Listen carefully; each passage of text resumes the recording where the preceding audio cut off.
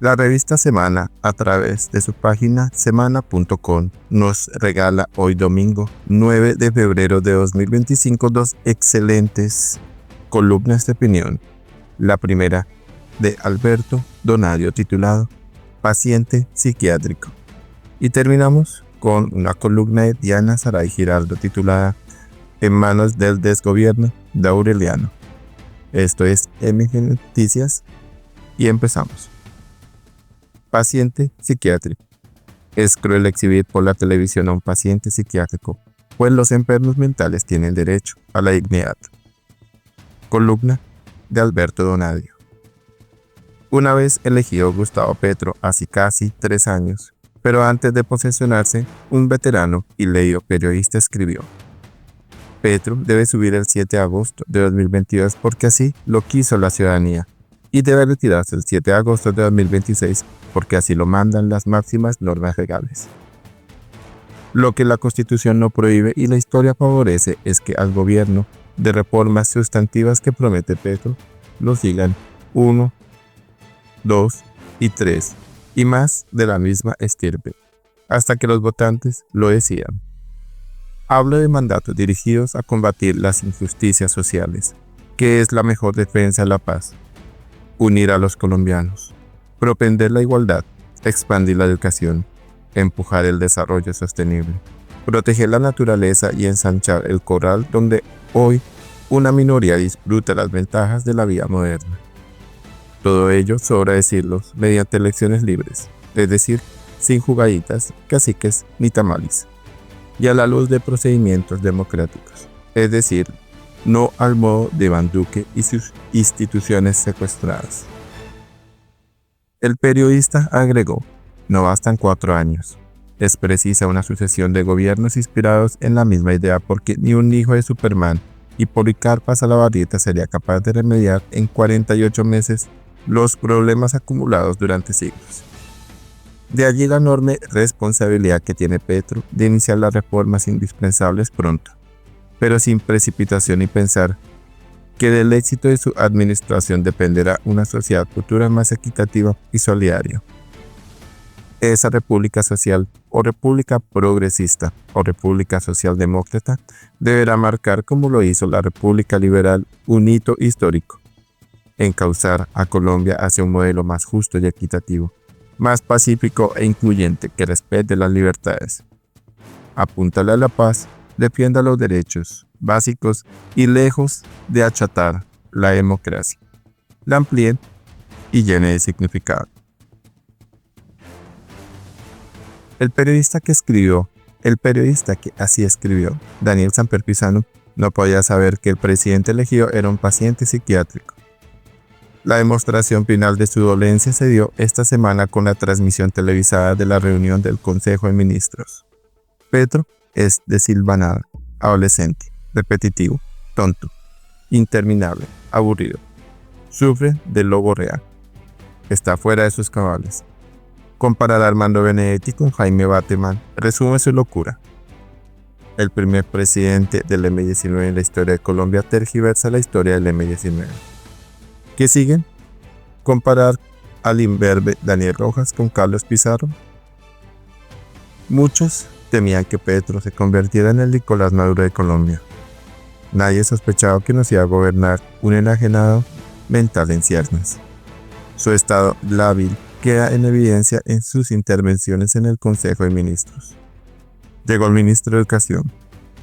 Ya pasé por educación, ministro. Espero que le diga a sus compañeros que fue lo que dije. O aparte. Quise contestarle a Trump desde mi dignidad y al frente del mar. El mar que por primera vez conocí de noche porque no tenía sueño. Si nos arrodillamos, perdimos el sentido de la nación y el pueblo y de su dignidad. Es decir, estamos diciendo históricamente que invitamos al rey y que fue un error haberlo sacado de acá. El error, haber sido república soberana y no, o por lo menos me tienen que matar a mí primero. O otro. Los haitianos defendieron al ejército más poderoso del mundo francés napoleónico. Se nos olvida la historia, no la estudiamos y perdemos nuestra razón de ser. O una parte como esta. Esa consigna no es porque estemos borrachos, o locos, o drogados, como nos acusan. Se nos olvidó Bolívar, o este diálogo con un ministro.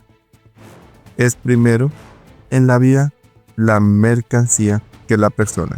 Ministro Reyes, ¿usted qué dice ahí? Prenda el micrófono usted que es economista, doctor en economía. En uno de los intercambios más bochornosos, el ministro Reyes responde: no pues, presidente, el valor de la persona está muy por encima del valor de la mercancía. Ya no hay la más mínima posibilidad de que al gobierno de reformas sustantivas que prometía Petro lo sigan 1, 2 o 3 de la misma estirpe. Es cruel exhibir por la televisión a un paciente psiquiátrico, pues los enfermos mentales tienen derecho a la dignidad. Dejarlo divagar en la televisión es un maltrato que se le causa al paciente Petro Urreba.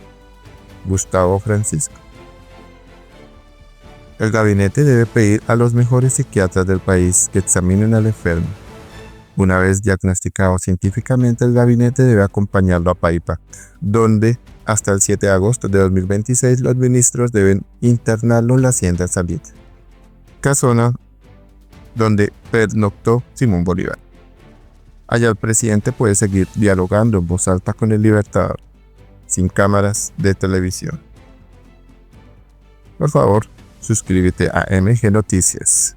Activa la alarma para obtener las últimas noticias. Vamos a seguir con la columna titulada En manos del desgobierno de Aureliano.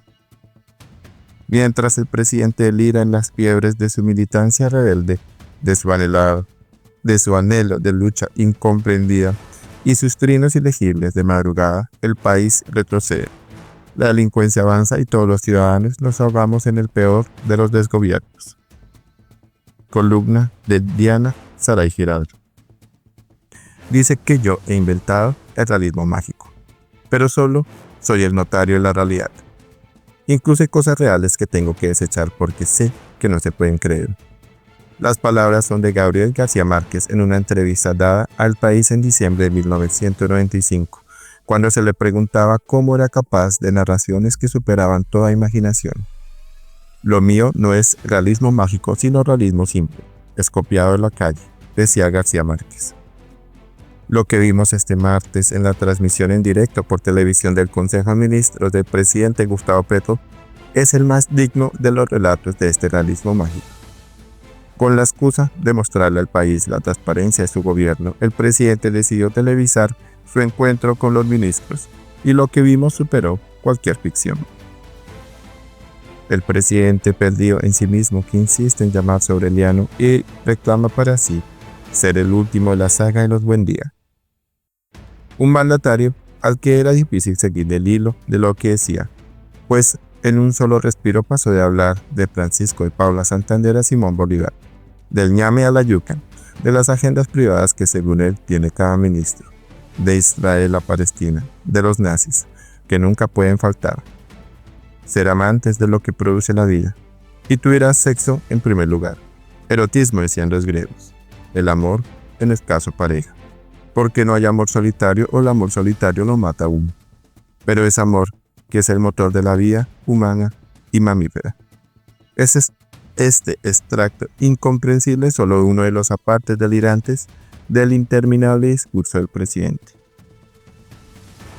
Durante 6 horas, 2 de ellas en directo en Televisión Nacional y las demás por canales digitales, los colombianos vimos en vivo y en directo el más vergonzoso acto de desconexión, inmadurez, incompetencia y ausencia de capacidad ejecutiva. Desde el mismo presidente de la República, este espacio no fue más que un escenario de señalamientos, acusaciones de corrupción, denuncias de maltratos entre funcionarios en las que Laura Sarabia fue la más mentada, sin ningún hilo conductor y en el que en ningún momento se pusieron sobre la mesa los temas claves y coyunturales del país, como la crisis del Catatumbo o el hueco fiscal. Todo con un Armando Benedetti investido ahora del poder que se le da ser el jefe de gabinete, en un absoluto silencio, a pesar de ser el objeto de los mayores desencuentros de esa mesa. Sin que hasta hoy el país entienda por qué el presidente Gustavo Petro insiste en tener a su lado un personaje tan cuestionado como Armando Benedetti, el Consejo de Ministros se convirtió en una exposición de motivos por parte de Francia Márquez, Susana Muhammad, Alexander López y Gustavo Bolívar de la incoherencia del presidente de tener a Benedetti como su más cercano colaborador y de argumentos contradictorios del presidente en su defensa. Lo peor de este Consejo de Ministros no fue ver las ideas desilvanadas del presidente, ni la incapacidad de los ministros de ejecutar, ni la aceptación de lo que no se ha cumplido casi ninguna de las promesas de gobierno, sino la confirmación de lo que como país intuíamos: sencillamente no hay gobierno. Este consejo en vivo mostró lo que los colombianos leíamos entre líneas. El presidente está desconectado de sus ministros. Los mismos manejan cada uno su cartera según su parecer y no hay política de gobierno en ningún campo. Mientras que es imposible para los ministros sentarse con el presidente, este divaga en sus sueños, en los que unas veces es Aureliano Buendía, otras el Libertador Bolívar e incluso hasta el Quinto Beatle, mientras el país sigue hundido en la inejecución y el gasto desbordado en burocracia inútil. El desastroso Consejo de Ministros dejó como consecuencia la salida del director del DAPRE, Jorge Rojas, la del ministro de Cultura, Juan David Correa, y la de la secretaria jurídica de Palacio, Paula Robledo. Al momento de escribir estas líneas parecía inminente también la renuncia del ministro del Interior, Juan Fernando Cristo. Es que ningún sensato podría seguir adelante. Llegamos ya a la mitad del gobierno de Gustavo Petro y con él la izquierda desperdició la oportunidad histórica de demostrar que el progresismo tenía alguna posibilidad de llevar al país a un mejor puesto.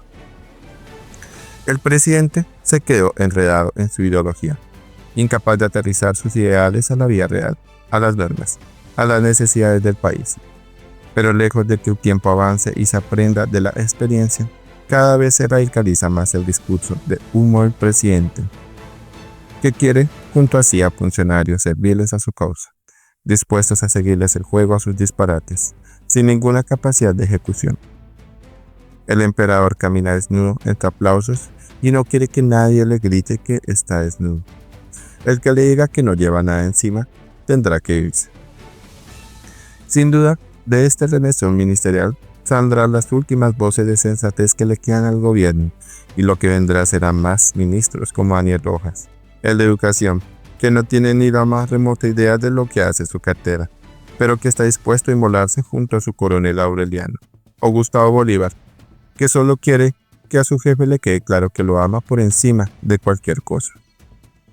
Mientras el presidente delira en las fiebres de su militancia rebelde, de su anhelo de lucha incomprendida y sus trinos ilegibles de madrugada, el país retrocede, la delincuencia avanza y todos los ciudadanos nos hagamos en el peor de los desgobiernos. La realidad, sin duda, hoy de Colombia es peor de lo que pudimos imaginar. ¿Qué opinan de estas dos importantes columnas que nos regalan hoy domingo 9 de febrero de 2025 la revista Semana? Por favor, dejen sus comentarios. Suscríbete a MG Noticias y si quieres colaborarnos con nuestra causa, puedes regalarnos un super tax. Muchas gracias.